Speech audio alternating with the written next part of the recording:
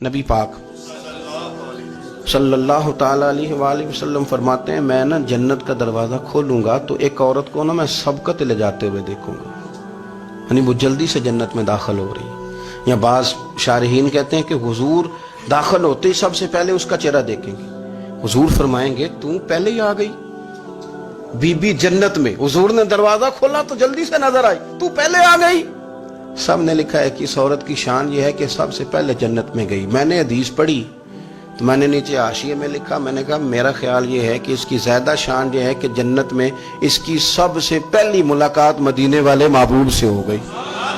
یہ دیکھو کتنی بڑی شان. حضور فرمانے لگے تو کیسے پہلے ہی آ گئی، کون ہے تو؟ وہ کہنے لگی حضور میں بیوہ ہوں، میرے بچے یتیم تھے، میں نے ان کی خاطر نہ بیٹھی رہی، میں نے نکاح نہیں کیا، میں نے ان یتیموں کی پرورش کی، بیوہ بن کے زندگی گزار دی، ان یتیموں کے لیے بیٹھی رہی. اس کو جائز ہے، یہ کر سکتی تھی، لیکن اس نے سوچا کہ میں ان کی نگہبانی یتیموں کے لیے بیٹھی رہی. آج شان یہ ہے کہ مدینے والے کے لیے جب دروازہ کھلا ہے تو اس بی بی کو بھی رب کریم نے فوراً ہی جنت عطا فرما دی. یہ سب سے پہلے گئی. میں نے دیکھی ہیں ایسی عورتیں 23 سال میں بیوہ ہوئی پر عمر بچوں کے نام کر دی. اسے پتہ تھا کہ کل کو جب یہ بڑے ہوں گے تو ان کا آنا جانا الگ سے ہو جائے گا، ان کے تعلقات اپنے ہو جائیں گے، پر یہ بیٹھی رہی. اس نے بچوں کو وقت دیا تو بچے تو کیا اس کو صلہ دیتے تھے، رب نے یہ صلہ دیا ہے کہ سب سے پہلے اسے جنت میں داخلہ عطا فرمایا.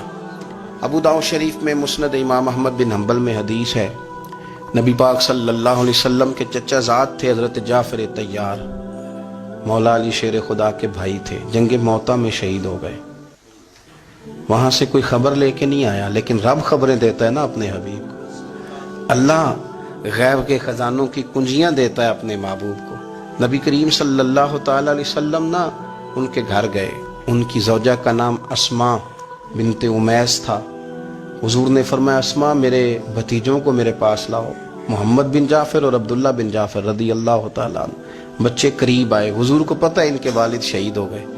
نبی پاک نے اپنی ناک مبارک ان کے رخساروں پہ رکھے، پھر حضور نے ان کا ماتھا چوما، پھر نبی پاک صلی اللہ علیہ وسلم نے سینے سے لگایا، فرمایا حجام کو بلاؤ نا ذرا، ان کے بال تراشے، کتنی بڑے ہو گئے، حجامت ہونے والے. حضور پیار کر رہے تھے، آنکھوں میں آنسو تھے، تو جناب اسماء قریب آئیں، کہنے لگے حضور میرے شوہر کی کوئی خبر آ گئی ہے؟ تو نبی پاک صلی اللہ تعالی علیہ وسلم نے گردن مبارک اٹھائی تو آنکھوں میں آنسو تھے. فرمایا رب نے میرے بھائی کو شہادت کا درجہ عطا کیا ہے. فرمایا کوئی آہ و بقا نہ کرنا میرے بھائی پر، اللہ نے اسے شہادت کا درجہ دیا ہے. حضرت جعفر طیار کے گھر والوں کے لیے حضور نے صحابہ کو حکم دیا کہ یہ غم میں ہیں، ان کے لیے کھانے پکا کے لاؤ. پھر نبی پاک ان بچوں سے پیار کرنے لگے، فرمانے لگے یہ جو ہے نا محمد بن جعفر یہ اپنے دادا جناب ابو طالب سے ملتا جلتا ہے، اور یہ جو عبداللہ بن جعفر ہے یہ تو سارا میرے ساتھ ملتا جلتا ہے. نبی پاک صلی اللہ علیہ وسلم پیار کرتے، باتیں کرتے. حضرت اسماء رونے لگیں. یہ ابو داؤد شریف میں مسند امام احمد بن حنبل میں چمکتے جملے. عرض کرنے لگی حضور میرے بچوں کا کیا بنے گا، کون کفالت کرے گا؟ قربان جائیں رسول پاک صلی اللہ علیہ وسلم کے کیا جملے، یتیموں کے لیے حضور کا نوازنے کا کیا انداز ہے. فرمایا اسماء تو فکر نہ کر، انا ولیہم فی الدنیا والآخرہ. فرمایا میں دنیا میں بھی ان کا وارث بنوں گا، قیامت کے دن بھی ان کا وارث بنوں گا. تو صرف دنیا کی بات کرتی ہے کہ نظام معیشت کا کیسے چلے گا، اور میرا وعدہ یہ ہے کہ دنیا میں بھی ان کی سرپرستی کروں گا، آخرت میں بھی سرپرستی کروں گا، آخرت میں بھی میں ان کا خیال رکھوں گا.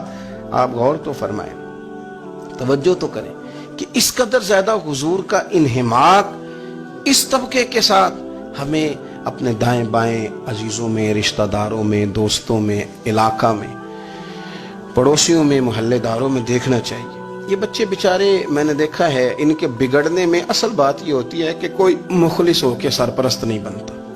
آگے بڑھیں، اپنی اپنی خدمات پیش کریں، اور جس طرح ہمارا بچہ بگڑ جائے تو ہم اس کے لیے پوری کوشش کرتے ہیں، جدوجہد کرتے ہیں، حالات، واقعات، پس منظر، پیش منظر کا جائزہ لیتے ہیں، کون سے اسباب اختیار کیے جائیں تو یہ ٹھیک ہو سکتا ہے. وہ ساری چیزیں ان کے لیے بھی ہمیں اختیار کرنی چاہیے.